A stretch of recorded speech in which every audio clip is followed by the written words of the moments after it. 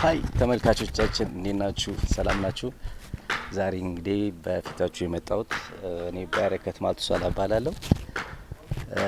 በተለያዩ ቢዝነስ ስራዎች ውስጥ አልፌያለሁ። ዛሬ ግን እንግዲህ የተለየና ከዛሬ 6 ወር ጀምሮ የተለያዩ ቴክኒካል ነገሮችን ወይም ኮርሶችን ስንማርበት የነበረውን የጎት ፋርም ወይም የፍየል እርባታን በተመለከተ አዲስ ቴክኒካል ነገሮችን ተምረናል። ወደ ስራም ለመግባት እንቅስቃሴ ላይ ነን ያለነው።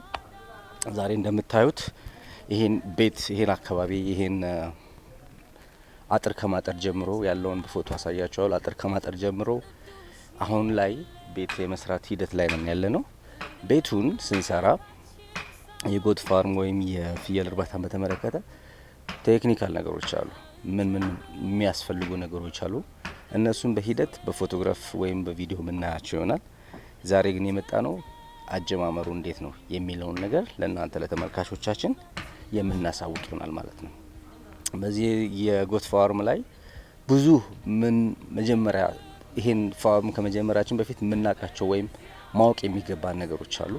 እነሱን ማወቅ የሚገባን ነገሮች በትክክልና በአግባቡ ከተረዳን ወደ ስራው ስንገባ ብዙም የሚቸገር ነገር አይኖርም ማለት ነው። ስለዚህ ዋናው ነገር ምንድነው? ስራውን ከመጀመራችን ወይም ወደ ስራው ከመግባታችን በፊት በአግባቡ በተገቢው መንገድ ትክክለኛ መረጃና ትክክለኛ እውቀት ኖሮን ወደ ስራው መግባት መቻል አለብን። የዛን ሰዓት ፐርፌክት የሆነ ነገር ይመጣል፣ ኪሳራም አይመጣም። ምን ማድረግ እንዳለብን እናውቃለን። የምንማረውን ነገሮች አሉ፣ ከዚህ በፊት የተማርናቸውም ነገሮች አሉ።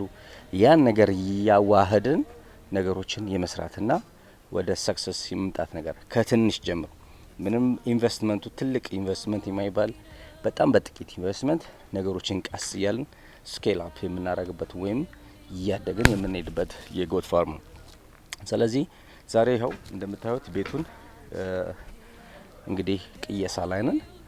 ሲያልቅ ደግሞ ወይም መሀል ላይ እየመጣው ያለውን ነገር አስረዳችኋለሁ። ምን ማድረግ እንዳለብን ቴክኒካል ነገሮችን እናያለን። አብራችሁን ትቆዩን ዘንድ በአክብሮት እንጋብዛችኋለን። መልካም ጊዜ። ቴንክ ዩ